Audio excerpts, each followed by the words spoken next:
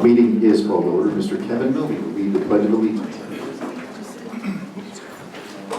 I pledge allegiance to the flag of the United States of America and to the republic for which it stands, one nation, under God, indivisible, with liberty and justice for all.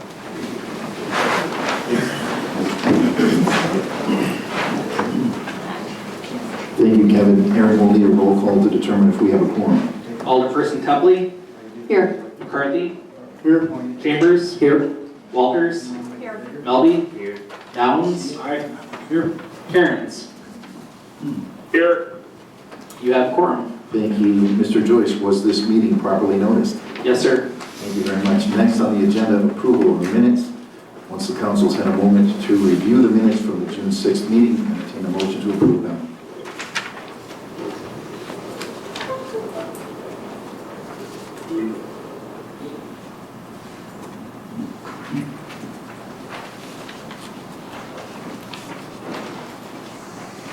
I'll make a motion. Motion from Mr. Chambers. Is there a second? Second. Second from Ms. Walters. Any discussion of the minutes? All in favor of approving the minutes of the June 6th meeting, please signify by saying aye. Aye. Opposed? Motion's carried. Minutes are approved. Next on the agenda is approval of the agenda. And the first thing I'd like to point out is I'm going to move up the appointments to committees, commissions, boards, confirm. I'm going to move that up and do that next. Other than that, I have no changes. If there are any others, please let me know.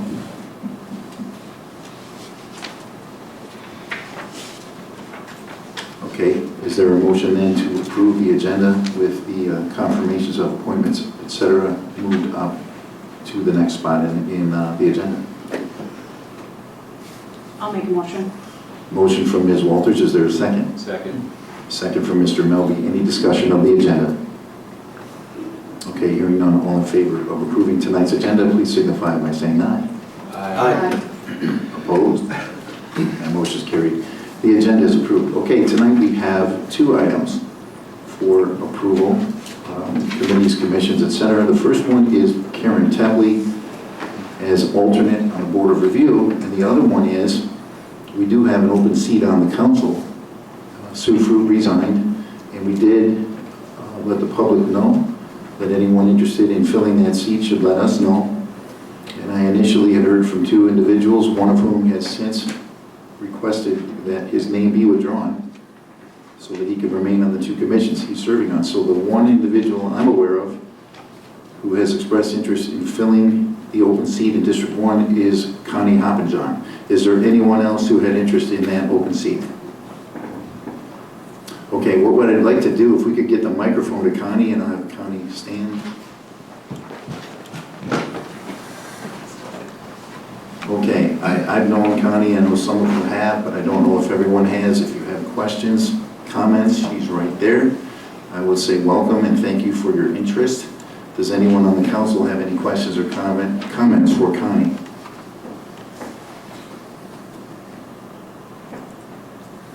Okay, well, let's cover a few things. Connie, you owned for a time, did you own both of the laundromats in town or just the one on Burton? One on Burton, one in Spring Green, and one in Monroe. Yep, and you've sold those now? Yes. Okay, now, if I know you, you're probably looking for the next venture. Of course. And I know, just as an aside, that you've toured or looked at the BMO Harris Bank building more than once. Yes, I have. Yeah, trying to figure out something to do down there. Okay, and again, she is a resident in District 1. And how long have you lived in the city, Connie? It'll be 3 years in November. 3 years, excellent. Okay, anything further for Connie Hoppenjohn? It is pronounced Hoppenjohn. Correct. Okay. Okay, in that case, I'm going to do a roll call there, and everyone in favor of approving at the same time Ms. Tepley as alternate on Board of Review and Connie Hoppenjohn to be the new alderperson for District 1, and this is to complete the term that will end next April. So this will be to fill out until we get to the next election. Okay, and go ahead, Mr. Joyce, if you would do, Need a motion? well, we could do it that way, and either way we're going to vote it. So we'll have a motion for that. I'll make a motion. Okay, and is there a second? Good. Okay, we'll give it to Mr. Downs. Okay, any discussion? Okay, at this point, Mr. Joyce, please do a roll call. Alderperson McCarthy. Aye. Chambers. Aye. Walters. Aye. Melby. Aye. Downs. Aye. Cairns. Aye. Tetley. Aye. Motion carries. Okay, so what will happen now, Karen knows what to do in committees, she's got that. Connie, if you would, you'll need to get with Aaron, not tonight, he'll contact you, but to come down, you'll need to be sworn in, and he'll give you instruction from that point. Okay, and because they may not know it, would you please make sure our members of the press have the correct spelling of your first and last names? Yes, I will. Okay, you're welcome to stay, it's up to you. I would like to. Okay, Connie, that's great. Now, welcome aboard, and if you would just get the mic. Thank Yeah, but did you have anything you wanted to say? Happy to work with you all.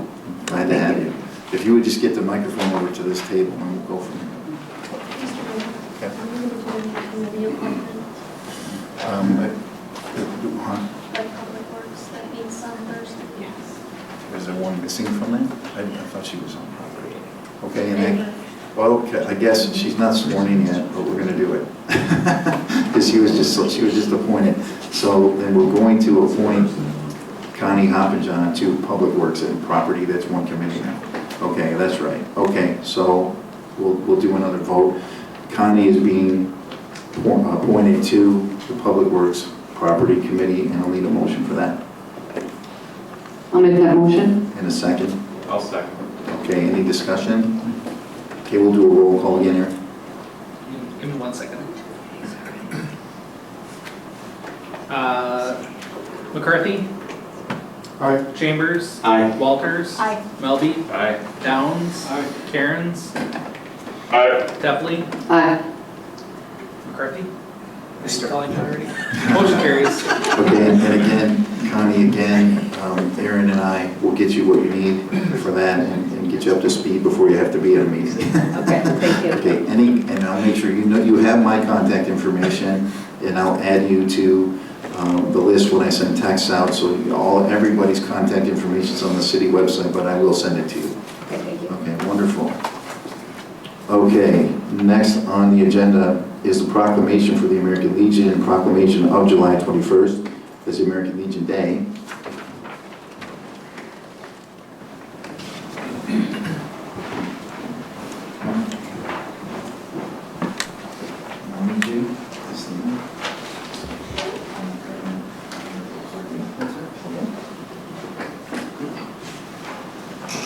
Proclamation reads as follows: Richland Center proclamation. Whereas the Wisconsin American Legion was chartered May 12, 1919, Richland Center's Post 13 was chartered on July 21st, 1919, followed by the U.S. Congress Federal Charter on September 16, 1919, as a wartime veterans organization based on the 4 pillars of Veterans Affairs and Rehabilitation, National Security, Americanism, and Children and Youth. And whereas over the years, the American Legion has become a preeminent community service organization, which now numbers more than 2.5 million members, men and women, and over 14,000 American Legion posts worldwide, working a variety of programs that support the 4 pillars and benefit our nation's veterans, its service members, their families, the youth of America, and its citizens. And whereas the members of the Richland Center American Legion Post 13 are dedicated to upholding the ideals of freedom and democracy while working to make a difference in the lives of fellow Americans, and whereas the 2023 observance of the American Legion Day provides an opportunity to recognize Legionnaires in our community for their many contributions to our community, Richland Center. Now therefore, I, Todd Coppernall, Mayor of the City of Richland Center, Wisconsin, do hereby proclaim July 21st as the American Legion Day, in witness whereof I have hereunto set my hand this 11th day of July in the year of our Lord 2023, and to receive this is the Commander of Richland Center Post 13, Mr. Dan Kramer.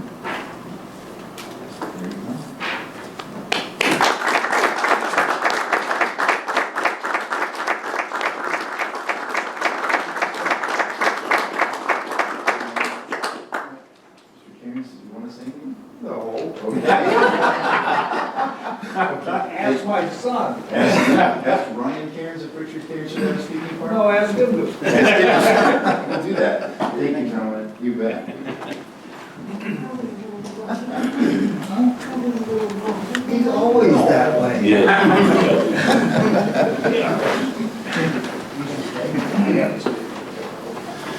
All right.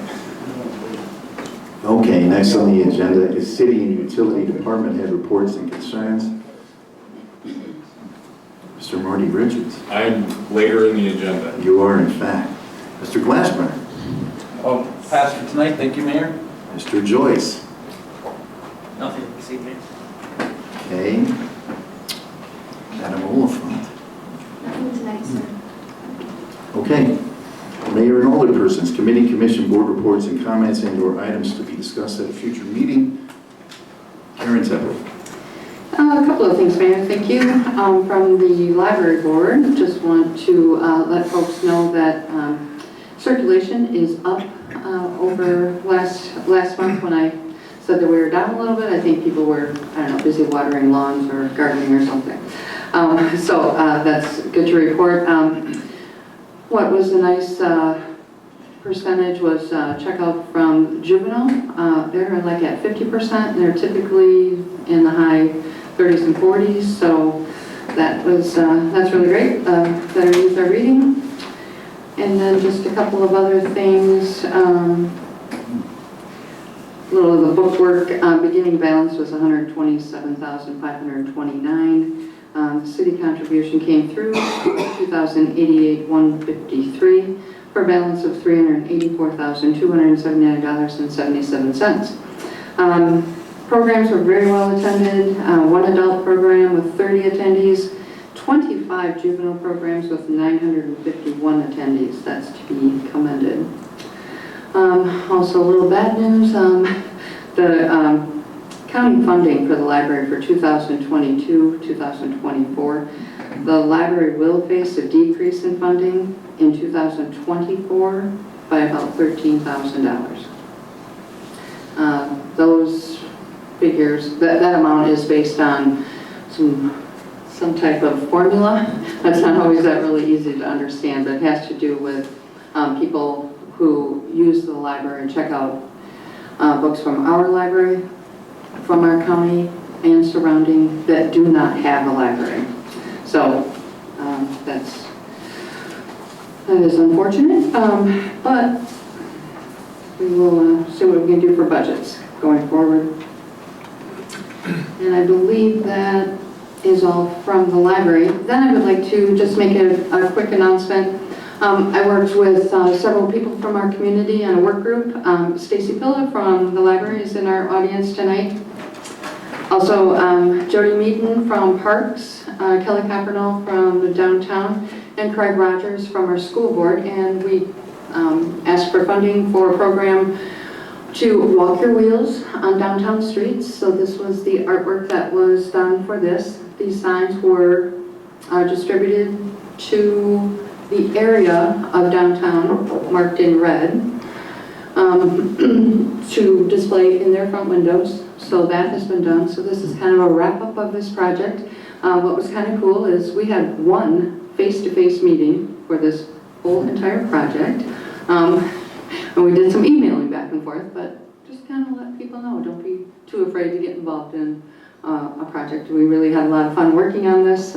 We involved local businesses for printing, for design, and the police department is also going to have a part in it. They have some stickers that they're going to be giving out for their National Night Out. Stacy also in the library with their community safety program participated in funding part of this for a large format of this that was displayed at the community safety meeting, and also some stickers, correct, Stacy? Yes. Yeah, so I'd like to thank everyone that served and helped out on this project. So a project well done. Thank you. That's all I have. Thanks, Karen. Tom McCarthy. Nothing to report tonight, Mayor. Mr. Mark Chambers. Nothing this evening, sir. All right. Melanie Walters.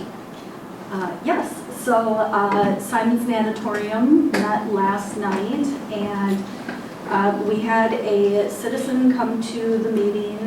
They had emailed Senator Markline and Representative Kurtz's office regarding the lifeguard shortage.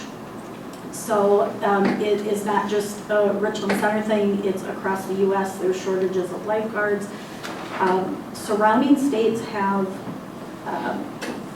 their state laws say that if it is an adult-only swim, 16 or older, that there does not have to be a lifeguard present unless the pool is like a certain depth. So it was presented last night at the meeting to see if the city and the county would be interested in doing a resolution to Senator Markline and Representative Kurtz's office saying that we would support seeing the state of Wisconsin making that change because how this would benefit us, and it would be Simons and the Aquatic Center also, is that if there's times allotted where it is strictly adult swim, it is a swim at your own risk.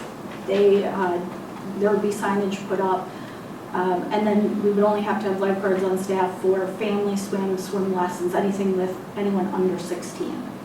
But again, we have to get the legislation changed first. Marty Brewer of the county board said that he would have the county work on the resolution, and then once it's completed, he will reach out to the city to see if we either want to mirror that resolution or just simply submit a memo along with it saying we agree with their resolution. So I just kind of wanted to give you guys an update because there will be more coming down the pipe on that hopefully within the next couple months, because this process, we were told it could take a year or more to possibly see any changes if they decide to do it. So we're trying to get on it right now. So, and then as far as the personnel committee, we still have openings in the city. So if anybody knows anybody, street department, public works, zoning, I believe there's still a police officer position open. So tell your family, tell your friends, put it on Facebook. This is a great place to work. So that's all I have. Thank you. So it's, what do we at? Zoning director, a new police officer, director of public works. And we still need one for the street crew? Yep. There we go. Okay, thank you. Mr. Kevin Milne. Nothing tonight. Steve Downs. I got a call from one of my constituents recently who bought a house here in town and was under the impression that he would be able to get a kennel permit for his 3 dogs. He has 3 dogs, none of which he wants to part with. And he bought the house thinking that there was a kennel permit available in the city, and he apparently had not seen the repeal of that section in 2020, I think it was. And the ordinance on kennel permits is not lined out, it's not struck through. So it looks like it should still be there, should still be available. And it seems to me that it's kind of unfair to, leave it up like that, where somebody will get the wrong impression, buy the house, realizing he has to get rid of one of his dogs or sell his house and move away, which he is thinking about doing. And anybody who's ever owned a house knows that if you sell a house within 5 years of buying it, you lose money. So, it's kind of cheating him for it. And I would like to make a motion that that section of the, well, okay. This isn't, we don't need a motion right now. Okay, Just- no motions, but I think that section of the ordinances should be struck through so everybody can see that it's not there, and then a reference made to the repeal. So if there is a correction that needs to be made on the city website, we can certainly make that. I believe the city's limit of dogs, of 2 dogs, is much older than 2020. I believe this, actually, I think it's decades old. There was a specific reference to kennel license in around January of 20, but I still believe the limit was 2 dogs per household long before that. If there is a correction, we just make the correction. Okay, The kennel license, he was under the impression that the kennel license could be used to keep an extra dog or two. It cannot. Okay. And I can speak to the big issue there, which is that it's confusing, and it led him to believing that he could do something that is not allowable. So right now, we're going through a recodification process Right. because we know that the ordinances are difficult to navigate. There's redundancies, and there's some things that perhaps were once regulated that the city no longer desires to be regulated, and then the inverse is true as well. So it's a long process, about an 18-month process, but currently we've contracted with a company, and they're reviewing our ordinances and getting rid of those redundancies and structuring them so they'd be hosted on an online platform and much easier to navigate. So the issue that he's dealing with right now is not unique, unfortunately, but it is something that the city's already taken action to resolve. Okay. Well, I would like to see if we could come with some kind of understanding that would allow him to keep the 3 dogs for maybe 5 years. I would expect that at least one of the 3 dogs would die within the next 5 years. But, I don't know for sure. Obviously, I don't have a crystal ball. I think that's something that, we can speak with the city attorney on and address outside of the I'd meeting. like to get Exactly. a variance so that he can keep his 3 dogs until one of them passes on. Okay, we can discuss that. That's not necessarily a next agenda item, but we can have the conversation. Okay. Okay. Anything else, Steve? Nothing else. Okay, Mr. Ryan Cairns. Nothing, Mayor, thank you. Thanks, Ryan. Okay, one update I want to give. It has been heavily reported in the press, but I'm going to touch on it anyway. I had lengthy conversations a few weeks ago, one evening with Senator Howard Markline and Representative Tony Kurtz regarding their efforts, the state's efforts, not just them, to amend and improve the state's revenue share program, which was in dire need of upgrading. And I did hear from the governor, this was in March, his heart was in amending and improving that, and the Republicans too, so I figured they'd find common ground sooner or later. They did. It's been signed, and these are round numbers. We won't know this exact number until probably the first of the year, but Mr. Markline estimates that the Richland County will see an increase in revenue share from the state of Wisconsin of approximately $800,000 per year, and that the city of Richland Center will see an increase of roughly $300,000 per year. And they have put some stipulations on this. It is earmarked heavily for safety, so police, fire, EMS, but also public works. Prime example there would be city streets, and that's been signed. It's done. Great news, welcome news for us for sure, and our friends at the county couldn't be much happier to hear that. Okay, moving on the agenda is the treasurer's report.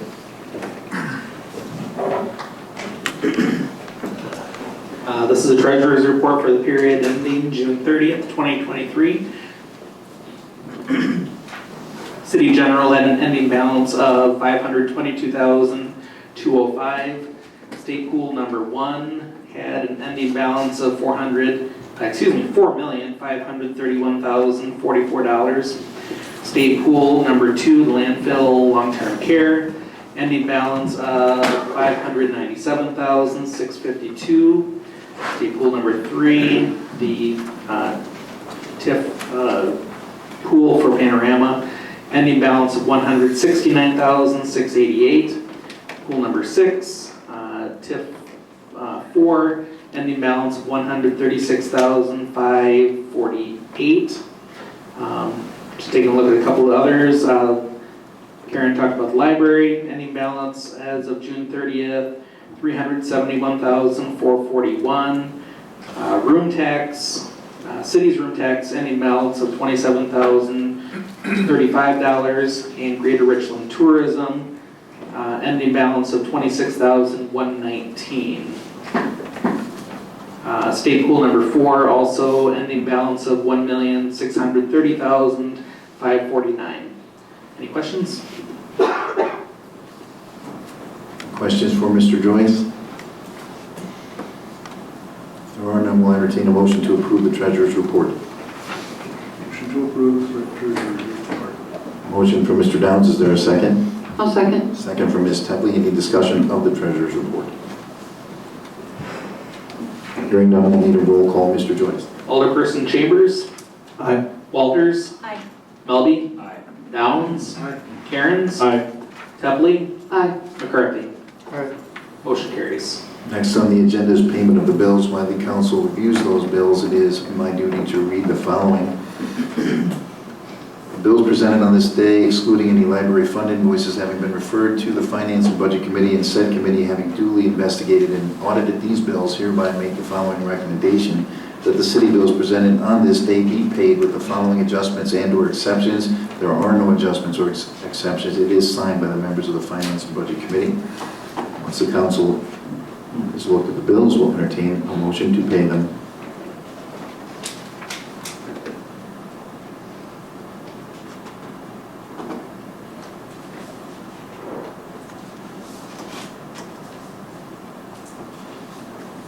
Motion to pay the bills.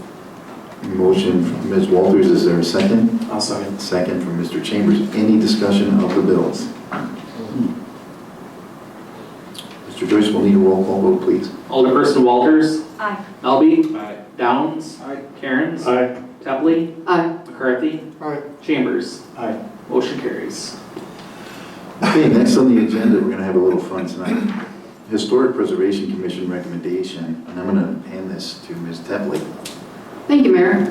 Yes, on behalf of the Historic Preservation, I would like to move the home of, located at 255 South Sheldon Street, the Albert Strang home, to be placed on the Historic Register this evening by the council. Just a little bit of background. The home, you will see in your packet, there's quite a bit of documentation along with photos of the home, the exterior as well as the interior. The Historic Preservation Commission is concerned with the exterior of the home, but the interior is also included in these photos. Beautiful home. And so it's located near downtown. It's one of the town's original homes in one of the first neighborhoods platted by Ira Hazeltine. Perfect, well-preserved example of American Foursquare architecture. It holds a valuable glimpse into the life of yesteryear to its former residents and the history of Richland Center. Thank you, Karen.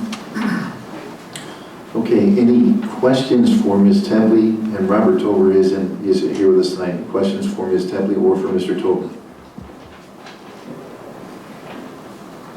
Okay, hearing none, then we'll entertain a motion to approve designating the Albert J. Strang House at 255 South Sheldon Street, present owner Robert Tober, to be placed on the local historic register. I'll make that motion. Motion for Ms. Tepley, is there a second? Second. We have the motion and the second. Was Mr. Downs correct? Okay. Any discussion? Okay, let's have a roll call, Aaron. Alderperson Melby. Aye. Downs. Aye. Cairns. Aye. Tepley. Aye. McCarthy. Aye. Chambers. Aye. Walters. Aye. Motion carries. Come on over, Robert. I won't make you speak. We'll be back here. Come on over. Okay, you're going. And this plaque reads, "This property has been placed on the Richland Center Register of Historic Places by the Richland Center Historic Preservation Commission." This is for you. It's heavier than you think. It is. When I hand it to you, you're probably going to want 2 hands. Okay. Because it is heavier than it looks, and we don't want to. Congratulations. Thank you. Let's turn this for the camera. It's an honor. Thank you very much. Congratulations. Thank you.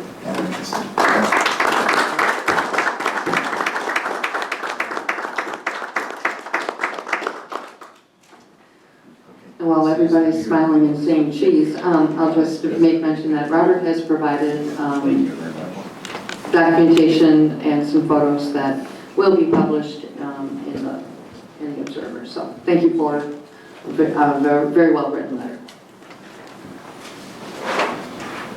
Congratulations, Robert. Okay, next on the agenda, items for discussion and action. Item 6, Richland Center Municipal Airport Flight Pattern. Okay, so we had a great meeting last night with several local pilots. very well conducted. Everyone was civil, everyone well informed, did a great job teaching some of us the significance and the differences between a left-hand flight pattern and a right-hand flight pattern. Now, the airport in Saxonville for 70-plus years operated with a left-hand flight pattern, and a few months ago it was changed to right-hand, and it came to our attention that some of the pilots didn't like the change, prefer to have it changed back. Great discussion last night, and so tonight what we'll do, we had 4 pilots with us last night. I see 2 of them here tonight, Mr. Mike Kaufman, Mr. Jason Perkins. So if there are questions from the council, I'll have you speak. Yep. Okay, and then what we, to the older persons, you have an article. You should have a copy of this article right here, which was provided last night by Mr. Perkins, which was written by Hal Davis at the Wisconsin Department of Transportation Bureau of Aeronautics, talking about fundamentals importance of the different flight patterns and why most airports are left-hand. All airports are not, but it is the standard. And what we learned last night, because that is the standard, the expectation typically is that the airport that a pilot is approaching will have a left-hand flight pattern. Legally, an airport that is a right-hand flight pattern airport must have markings on the ground indicating that that is the case, because it is not typical. You have to let pilots know when they're in the air that you're going to have a right-hand flight pattern so they can adjust what they may have thought.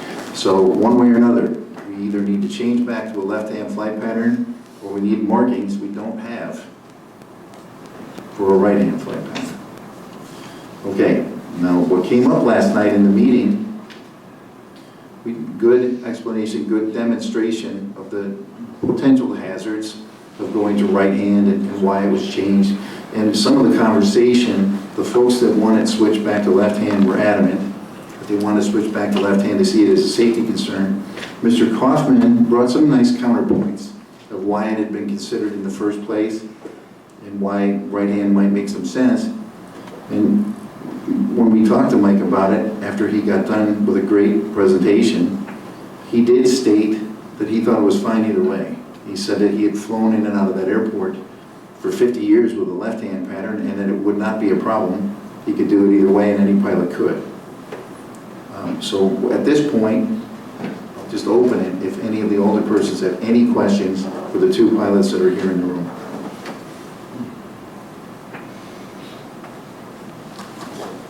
Okay, I'll start with Mr. Kaufman. Do you have anything that you would like to tell the council tonight? Nothing that...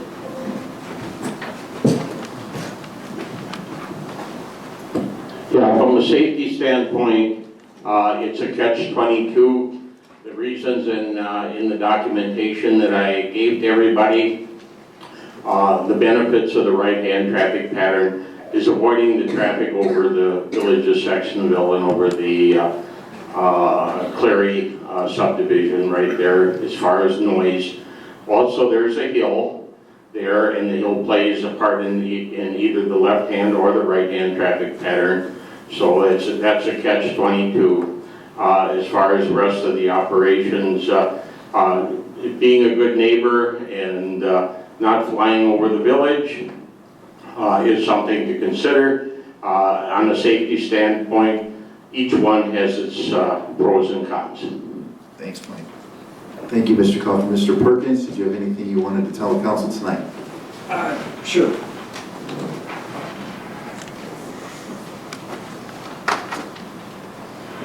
Something I come across today, last night we had a brief discussion on the segmented circle, and we were talking about the indicator that's required showing that it's right-hand traffic, and we assumed last night that it would be pretty easy to do. Today I went to Google Earth, measured Wapaka's circle that I have in the document. It's 100 feet across. I went to Richland Center and realized it was also 100 feet across, so I was like, well, there must be some type of standard for segmented circles, and there is. There's an advisory circular on it, and in that document, they have requirements on the shape and the size of the right-hand traffic indicator, And it appears that if we follow the letter of the law here in this document, that the right-hand traffic pattern would be conflicting with the grass strip. They actually state that the material required for the right hand is not permitted inside the runway safety area or the runway object-free area. So last night we just thought we could build something pretty cheap and easy, but that light sock is lighted and it's also cemented. So now there's conduit that would have to be moved, concrete would have to be moved, so that circle would have to move, in my opinion, to add the right-hand indicators. So it's not an easy fix to add the right-hand indicators to the current segmented circle where it is. Okay, thank you. And while Jason's holding the microphone, questions or comments? Mr. Downs was in attendance last night. Mr. Melby, any questions or comments? I think one of the main points I got from this is that ever since this has been changed to a right-hand pattern, we have not been in compliance, leaving us open to any possibility that may occur. Like you said before, I think something needs to happen tonight, but it seems like the cheaper option would just go back to the left-hand pattern. Right, and every pilot, whatever their opinion on left-hand, right-hand, agreed that that is the law. You either have to be a left-hand flight pattern or you have to have markings that tell the pilots you're not. And we don't have those right now. Okay, yeah, Mr. Kaufman, go ahead. If you could get the microphone back to Mike. Yeah, for the standard here of going ahead and those markings, from a liability standpoint, those markings really need to be done, whether or not that we go ahead and change it back to the left or the right. And the reason for that is because it's going to take at least 6 months to change from the right hand back to the left hand, and we need to let the pilots know in between what we have right there. And it took about 6 months to make the initial change from a left hand to a right hand. And it could take 6 months or it could take more depending on how the FAA's timetable is. So we really need to address that point. Thank you, Mr. Kaufman. Any other questions or comments from the council? Jason, did you have something further? Yeah, I think that could be handled temporarily with a notice to airmen. Okay. Without the cost of actually physically building it. Okay. That's just, but you might want to reach out to the state and say, hey, we're looking at switching this back.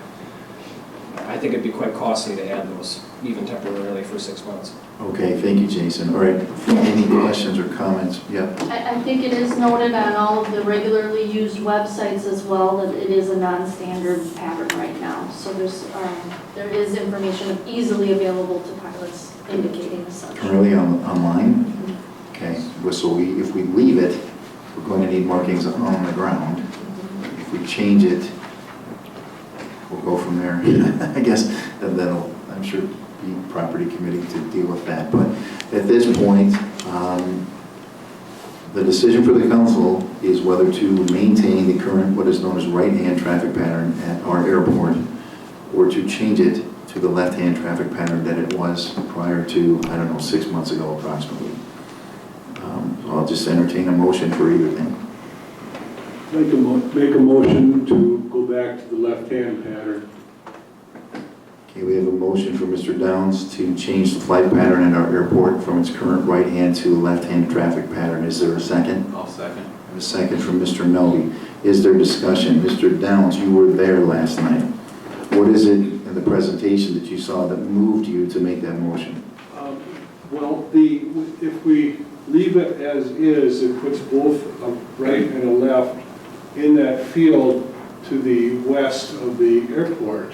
And if there are two airplanes coming on a crash, they're in the air and they're moving at a relative speed of in excess of 200 miles an hour. You're not going to see a little bitty plane coming at you at 200 miles an hour very, very far away, so you're going to only have a few seconds to react. And which sounds very dangerous to me. Whereas if we go back to the left-hand pattern, if there is going to be a crash, it would be on the ground, and the planes would be going a whole lot slower. Okay, And so it would be easier to see because there's only a small area to look at, because it wouldn't be coming in from up to the side. It would be coming at you from the front, and it would be going a lot slower than 200 miles an hour. thank you. Thank you, Mr. Hill. It just seems safer to go back to the left-hand pattern. Okay, Mr. Melby, you seconded the motion. What was it that moved you to do so? Both sides had interesting points, but I think, as we discussed, I don't know much about flying at all, and when you have them submitting paperwork of, 17 to 20 local pilots that want it back the way it was, they're the experts on this, not me. They know better than I do, and I feel that this should have been probably brought to a committee before it was changed in the first place, and also the fact that we are in non-compliance is a big red flag. Okay, thank you, Mr. Melby. Any further discussion? Mr. Mayor. Yeah. So I agree, I have the same sentiments that, kind of what Kevin just said, is it should have come to committee, because I wasn't able to go to the meeting last night, I read through everything, but now what's been presented tonight is if it's changed to right hand, we're required to have these markings on the ground. Correct. This should have been decided ahead of time at committee so that we could make sure we could have had appropriate time to place these markings, afford these markings. So at this point, I agree, we should just go back to the way it was. It looks like from the information we've received, there have been very minimal complaints, and it doesn't sound like there's been any or few incidents ever at the airport because of the flight pattern from previous, like no crashes. So. Okay, thank you. Is there anyone else, Karen? Yeah. Go ahead. Go ahead. Karen, please. You're not next. Much like Melanie was saying, I was not at the meeting either. It was coming up. I was not able to attend, but did read through the information that was presented by the parties that did submit those things. One thing stands out to me as I was looking through all of the information, both for returning it back to the left traffic or keeping it to the right traffic. And the thing that stood out to me is that we're looking at this email from Hal Davis, who is with the Wisconsin Department of Transportation Bureau of Aeronautics. The statement, the BOA always recommends standard left traffic. Again, like Mr. Melby, I am no expert in flight whatsoever. I'm also not an expert in driving. I know how to drive, but I'm not an expert in that. And the DOT suggests a traffic pattern a certain way for certain reasons. And kind of putting that collectively together with everything that was presented, it seems as though that if the Bureau of Aeronautics is suggesting or recommending in total, always recommends is the words that they're using, standard left traffic. I'm not sure that there is a strong enough conviction to move that to the right traffic, unless those things were, like as Karen or as Melody was talking about, was there hasn't been the number of complaints, there hasn't been accidents with that left-hand traffic pattern. Okay, thank you. Any further comments, questions? Yeah, one more thing that contributed to my wanting to go back to left-hand traffic is this petition signed by 25 pilots wanting to go back to left-hand traffic pattern. Thank you, Steve. Karen? Yeah, just a quick question on the markings. So you're only required to have markings if it is outside of the norm. Is that correct? Specifically, if it is not a left-hand traffic pattern, so if it is a right-hand pattern, that must be marked so you can see it from the air. Yes. Mr. Kaufman, you concur? Yes. Thank you. Any other questions or comments?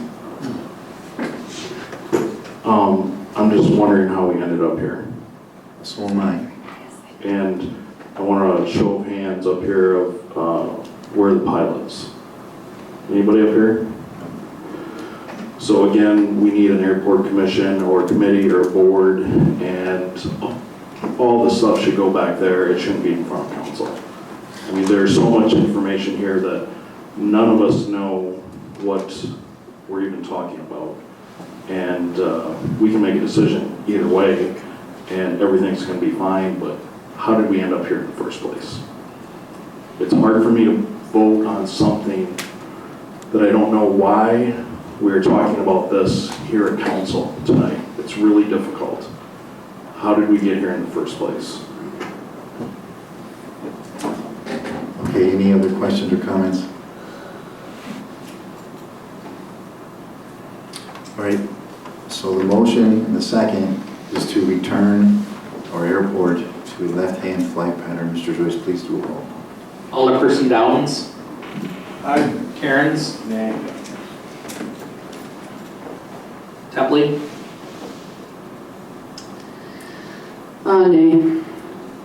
McCarthy. Aye. Chambers. Aye. Walters. Aye. Melby. Aye. Okay, that was Motion five. carries. Okay. Motion is carried, and so the decision is to return our airport flight pattern to left-hand flight pattern. Okay, thank you to the pilots who participated in this and for last night's meeting. Okay, next on the agenda, let's see, number 7, Finance Committee recommendations and action, Mr. Ryan Cairns. Well, actually, Melanie's going to handle that, sorry. All right. Item 7, utility billing error.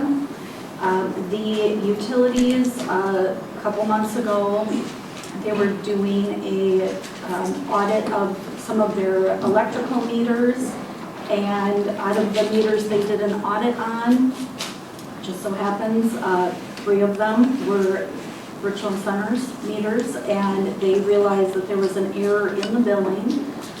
It's the meter at the Aquatic Center, the North Park ball fields, and the Highway 14 West ball fields.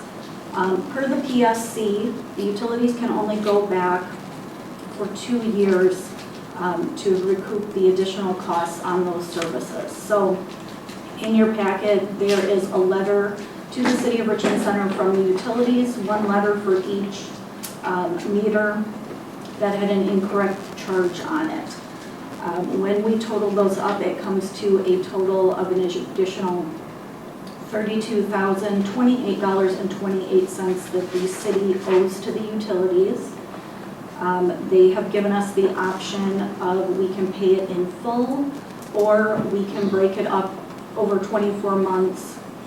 They will not charge us any penalties or interest on that past due.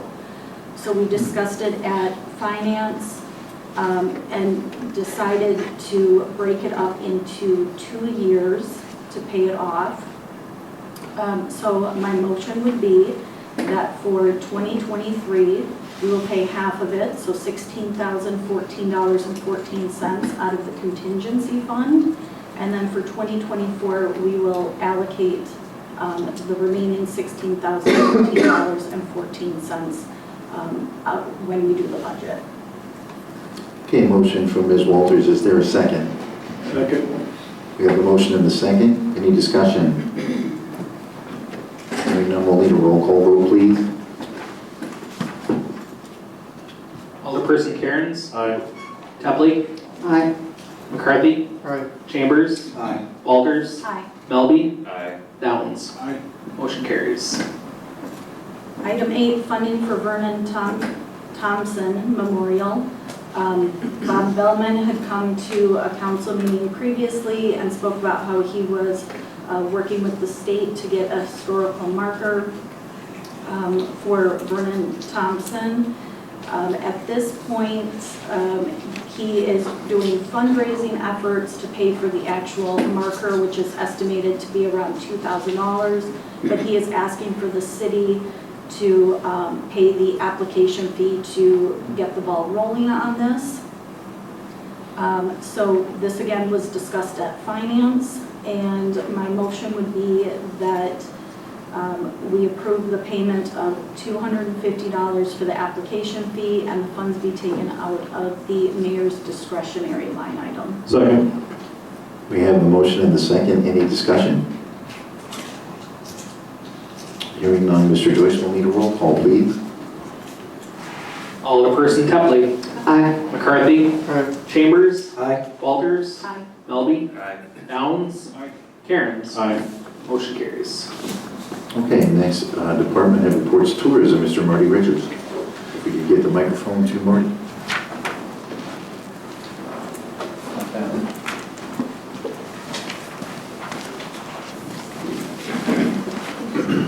Try not to blow you out of here. Every time I get on a mic in a small room, it's a bad idea. So I'll try to keep it short and sweet. We have some just fantastic news. And I didn't think that. So what happened, when I first saw the reports, and I'll kind of give you a review of what we've done in the last 12 months. So how tourism works and how we know our tasks that we're taking on to build the tourism traffic into the area, if it's working. We have a few indicators as the year goes on, but we really don't know if we were successful until June of the following year, because that's when Wisconsin Tourism, the Department of Revenue, actually sent us a report that says, hey, here's how your county did in regards to tourism-related spending and tax revenue. So if the first thing, actually, Jason, if you could, I'm going to go to, it'd be page 95 on the, so it's beyond this report. It's past this report. Okay, I have 3 separate reports.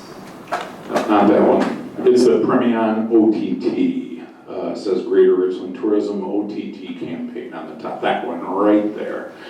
So there are several major tasks that we work on. Some are, you see them happen. We have different events, or we sponsor different events. We really, though, probably the most effective that we have to accomplish our task is our marketing work that we do. And what the commission, the Tourism Commission, Richland Center Tourism Commission, as well as Township of Eagle is also a partner in this, as well as the Town of Ithaca, and now Town of Forest has also adopted the room tax. We also have a 4th township that has given us in writing that they are going to be adopting the room tax as well, except they realized they didn't have a code of ordinances.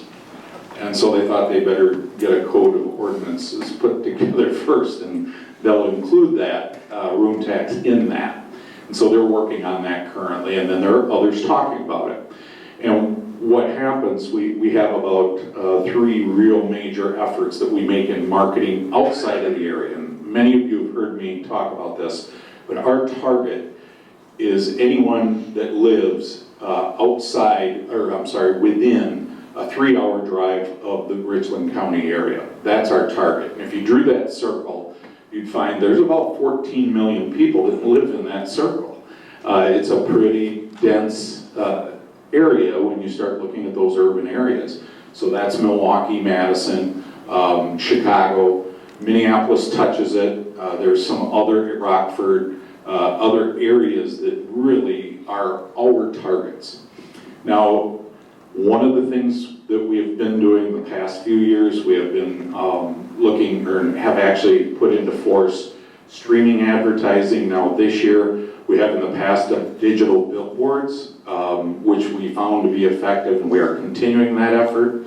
Also print advertising, which is a traditional print advertising, and then our social media advertising, which I think quite a few people have seen that. It's very active. We get a lot of response from that, and we are able to drive people to events through that. So the first thing, what I do want to show you, because what I'm going to show you is what we're doing, and then the result, what we're getting out of that. So what you're looking at right now, Premion is just a company that's owned by Gray Media, or the company that owns about half of the NBC stations, TV stations throughout the United States. But we are not streaming on air or broadcast. What we are doing is through work with Gray Media, we have identified a hub of residents that live. Right now we're focused on Milwaukee, in Walker's Point area and in River West area. And these are, our target is 25 to 40-ish year old, 35 to 40 year olds who are, and this gets a little scary, who are interested in outdoor exploring, hiking, kayaking, snowshoeing, any outdoor activity or food, rural food sources. Just think about what you see in your area here. They can identify those folks literally by their ISP, their internet service address of who they are and what their interests are, and we are streaming our advertising to them. Now, we have started this in May, end of April, beginning of May. Since then, there have been 151,000 impressions is what this is telling you, meaning there were 151,000, you okay, Melanie? You kind of, that's a lot, isn't it? It's a big number. There's been 151,000 times that appeared on somebody's device or on their TV or their smart TV. The reach, 102,000 times, people either stopped on the ad or they clicked on the ad and went to our website. Now, if you go forward, I think it's to page, you probably don't have the pages, but just scroll down. Keep going. Keep going. There you go. Whoa, whoa, whoa. Video completion rate, you see that big blue box? 99.52%. So what that means is 99.5% people, or the percent of the people that rested or clicked on that ad watched the whole ad. Now, Gray Media has been on me to figure out how did you know these were going to be the images. Well, the guests that we've had here have told me that. It wasn't some miracle menu. It was, we knew what people were looking for. And they said, in our, in hospitality, that is outstanding video completion rate. They said, usually you get 94%, you're thrilled. So to get a 99.5% completion where they're watching the whole thing is just nuts. So all that to say, the people that are actually watching that ad, it's connecting with them, and then they're taking action from the ad. Now, Jason, if you would scroll down to right there. So one of the things everyone here may know is that we have a new website. The city has a new website, and also tourism has a new website through that. So one of the difficulties for us is to figure out what is the traffic coming to tourism, because we are inside of the city's website, right? So I connected the city's website to Google. Google doesn't sort that out, so we don't know who's coming. Well, fortunately, Gray Media can figure that out because they were able to filter out the city's address through the tourism microsite, which was interesting. So a little bit of information for the city. Overall, there's been 27,000 sessions just since April on the overall website. So people are finding the city's website too. Ordinances, I'm not going to go through all the highest use pages, but ordinances is big. People are looking at the ordinances, which is good because they were not easy to find previously. So what I would say is, go ahead and scroll down again, Jason, because there is a place here where, keep going, you'll go all the way down to the bottom of this, I believe. So right here, this number, since April, nearly 15,000 people have gone to the tourism website.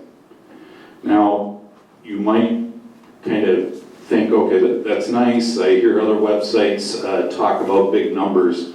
But last year at this time, in that same time frame, tourism had only 5,600 sessions. So when you look at, okay, we went from 5,600 sessions on our old website to almost 15,000 hits what I'm going to tell you here going forward is going to give you a couple of reactions for you to decide what those reactions are. So through digital advertising of the billboards, our social media, last year we had a great year. Think about that. We didn't start streaming advertising until this year in April. Jason, if you can go back to the first one you had up, the state report. No, the first window, the first one, that report. That one, there you go. Can you scroll down to Richland County? Okay. So again, this is the report that tells us the efforts we've been taking to market to the folks in that 300-mile radius, is it working? And there's a couple of things I'll point out. Direct visitor spending. If you go down to Richland County on that one, you'll notice from 2021 to 2022, there was a 14.5% increase in direct visitors spending in Richland County just in 1 year. Now, I'll also point out that in 2019 and 2020, we had COVID in there. And COVID did put a ding in us in 2020, but in 2021, we recovered all of that loss and then set a new record for direct visitor spending in Richland County. And in 2022, we had another 14.5% growth. And these are Department of Revenue figures. They're just looking at tax revenues. That also directly relates then to the county tax income, the increase from that. What these numbers, I guess what's impressive about it is that we outpaced 42 other counties that did not surpass a 14.5% growth. So our percent of growth was strong. The other thing that you're not seeing right here, which is okay, you're missing, there was a 7.2% increase in the county sales tax revenue as well. So that it's not just room tax, there's also the sales tax revenue that increases locally from those visitors as well. Now, I show you this to kind of tell you, 2022 was a really good year. And when I see these reports, I guess I don't get excited about spreadsheets. And our rep from Wisconsin Tourism, Drew Nussbaum, he calls me right up when it's announced. He's like, "Holy cats, man, do you see what you did?" And I said, "Yeah, okay, it was nice." He goes, "You don't get it." And that's when you outpaced 40 other counties in your growth percentage. He said that, what your tourism commission is doing is working. It is distinctly unique as well from what others are doing. And he said it's really being effective. So we're getting value for our expenditure. Now, I'm just going to share with you a minute because I need council to kind of get a view of this. Go to that next window. Yeah. Okay, so this, last year, I might have shown some of you this. This is the back side of Airbnb, and it shows owners on Airbnb what kind of traffic is happening with people right now looking for short-term lodging, okay? Last year when we were looking at these, they were saying, this year you are 95 to, we had one almost 100%, but it was like 95% was the average, over and above searches at the same time last year. This is one of the indicators that I use to determine, how strong are our searches right now. What can we expect that report we just looked at was going to look like this next year when we see it? This has been telling us since May. So go ahead and scroll down. So the top two were, they were May and June. Yeah. 120%, 120%. And in July, it's still at 120%. I'm also confirming this with a company called AirDNA, which they look at Expedia, Priceline, all online sources that are searching for lodging. Right now in our area, it is very difficult to find short-term lodging. And so there's a point where it's like, should we not be advertising? Because the concern is, if they keep looking, and they can't find a place to stay, are we going to have a problem? You know, will they quit looking is the concern. I'm not there yet. When I talk with different sources that know a lot more than I do about this, they say you keep advertising and marketing because you don't want to lose the gains you've made. But this raises a concern. And I know Ms. Hoppenjohn might be looking for a business, but we need more short-term lodging in the area. Because I've talked with folks that manage, operate the Ramada. They have put a lot of money into it just as of late. It looks awesome. They've raised the level of that hotel where it's exceptional hospitality. The rooms are really cool. It's like going to a Milwaukee or a Madison, walking down the hallways. The lighting's been changed. I mean, they changed everything about it. And I know in just real anecdotal discussions with them that their year has been very strong. And I know from my experience, short-term rental experience, we pretty routinely this summer are having people come in and they check in on Friday and they check out on Sunday, and we have the quick term, which my wife is thrilled about, doing a cleaning in a 5-hour time frame, and somebody is checking in that same day and then staying through the week until Friday. And so it's back to back to back to back. That's in Ithaca, Wisconsin. So think about that for a minute. I've had locals that have gone away and then, you know, they come back 20 years later and they're like, what's going on? Because they're struggling to find places to stay, and that just wasn't something they were used to. We have become somewhat of a destination for those in urban areas. The Milwaukee, Chicago, Madison, Minneapolis, I'm a little surprised by that, but over the last 12 months, we've seen quite a bit of growth of people from Minneapolis coming here. And when I talk, I try to talk to people as much as I can, which if you know me, that's pretty natural. So, but what happens, I'm hearing a couple of things. You know, COVID did help us kind of get on the map a little bit in that they wanted to get away from other people a little because of that. Well, that went away, and people are going everywhere now. Disney's back, getting their numbers back, but we are still growing too. The rural area where people can disconnect.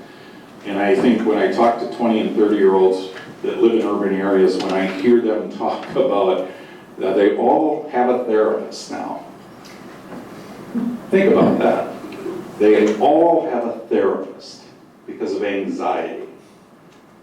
And when I talk to our guests, they always talk about scenic areas, relaxing views, and the serenity of the area. And if you see our advertising, if you see our video ad that we're streaming into people's homes right to their devices, you'll see that same thing. And it's just a direct connection. It's working. The Tourism Commission, Karen's done quite a bit of work with that, and Sue Fruit, who no longer on the commission, she had a lot of work. Todd, I know in the past, Mayor Todd, you've done a lot of work with that. We have really grown that to where we have a very focused marketing campaign. We know who we're looking for, we are connecting with them, and they are coming here. The only concern I have is, can we accommodate the amount who are interested? Because we do need more. We need more residents. It's my goal is that these folks who are coming to visit look at it and go, wait a minute, this would be an awesome place to live. We just talked about job openings. So there's a catch-22 there with, should we be trying to encourage more short-term private rentals? I don't know that that's the answer either, because we need homes. So all of that to say, we had one heck of a year in 2022, and the indicators are there that this year is also going to be equally strong as well. So just a little bit of an overview of what the last year's looked like and a little data on it as well. Any questions for me? Questions or comments for Mr. Richards? What are the videos? Are they just regular marketing, or why do they call it that? No, there are, no. So, oh my goodness. Do not need to stream me into homes in Milwaukee. One thing I will say, so there is a connection there actually. Our YouTube channel is growing faster than our Instagram channel, and it's because of those stinking videos. Which, if you haven't seen them, I encourage, go out to YouTube. Greater Richland Tourism has their own channel. There's an actual channel. And I've been approached by teachers from Waukesha South, Richland Center, obviously, Ithaca, Weston, but Waukesha, Madison, there was somebody in Waterford where they're using it for history lessons. Well, what's interesting is they're telling the youth about our area, and those videos really are about the scenery behind me. They're not about what me or what I'm talking about, I don't think. But we really tried to show off the area. So a young generation is seeing that. That YouTube channel is growing faster than our Instagram channel. The streaming ad, and we're putting a second one together, is very much biking, kayaking, hiking scenes from our area.